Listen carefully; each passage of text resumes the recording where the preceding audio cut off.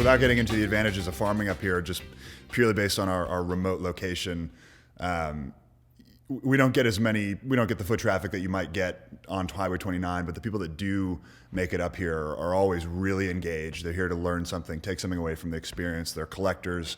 They're already wine club members.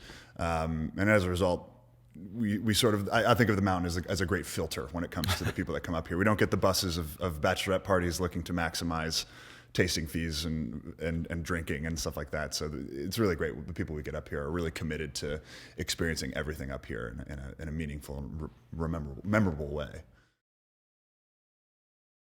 The estate itself is 185, and that's it's actually a smaller component of a much larger estate that existed up until the late 20s in the 20th century. And then when my grandfather got here in 1974, we acquired a small chunk of that abandoned estate. So we're about 185 acres total, and then within that 185 acres, we have about 47 acres under vine. I think about that every single day. We've got some great historical photos of all places in the bathroom. So you have to visit the water closet in order to see them. But yeah, you've got, there are probably 20 or 30 Italians up here, many of which were members of the Conradi family.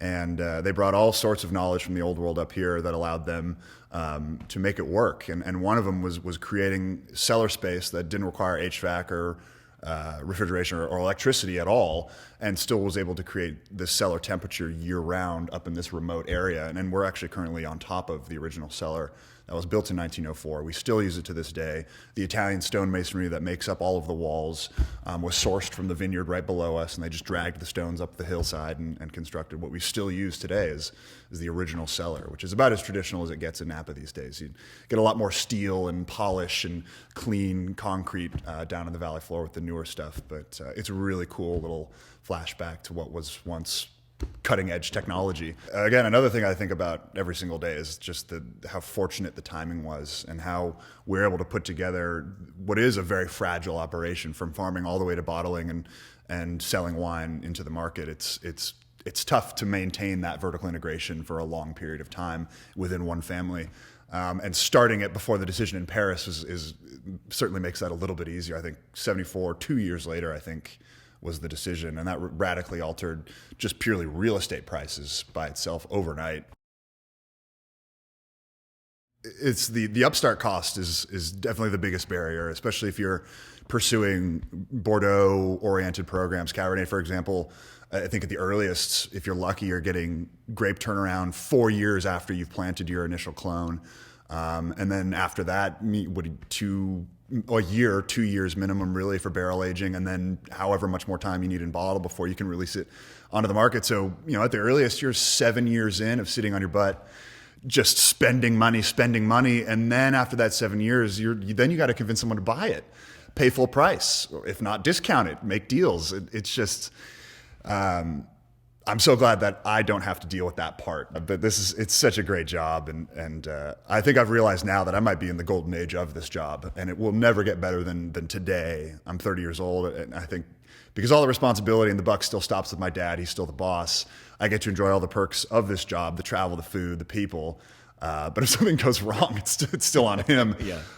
And then that will change at some point in the future. And it'll be on me. And I think the pressures will change, and my sort of blasé, relaxed attitude towards this business will probably change as well. Coming up here as a young kid, I would immediately be put to work. I'd become the charge of our cellar master, who'd make me clean barrels or rake leaves or whatever, instead of summer camp in some cases. So sometimes coming up here was not the most fun experience for me. So going through college, this was really not on my radar right away. Coming out of college, getting certified as a somm just for fun, because I had the basic tool set that I had just from growing up around wine. Level 1 pretty easy. Level 2, once I started working in the service side, so I started working at a wine bar, table side as a server in restaurants, and it was from there that I jumped into level 2. But most importantly, I think, was working with people my age, slightly older, who had found the world of wine, developed a legitimate passion for it without their family. Dad's a school teacher, mom's a tax attorney, and here they are, a sommelier obsessed about wine, And it was that sort of organic interest that I fed upon, and then enabled me to sort of pivot, turn around and look at this place and realize this is incredible. I need to get involved in this as soon as possible.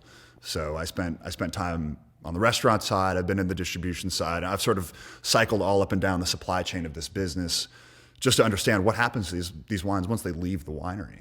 Because this really here is as big of a deal as this operation looks like. It's only just one small part of the supply chain, and each other step is almost just as important when you're getting a label out there and you're trying to generate cash flow and make sales.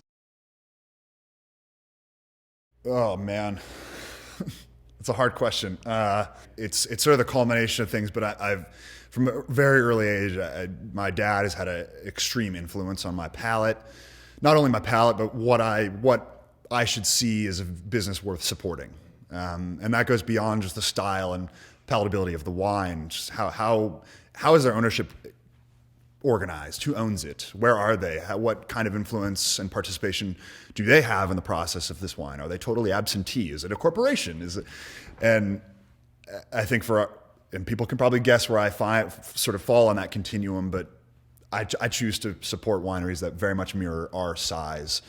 And now I think it's become more clear that smaller wineries that are more intimately engaged in their winemaking production, and they have more of a codified philosophy that airs more on the traditional side, those are where I've sort of learned I find the wines that I love and appreciate and want to collect is people that mirror our family dynamic and our business.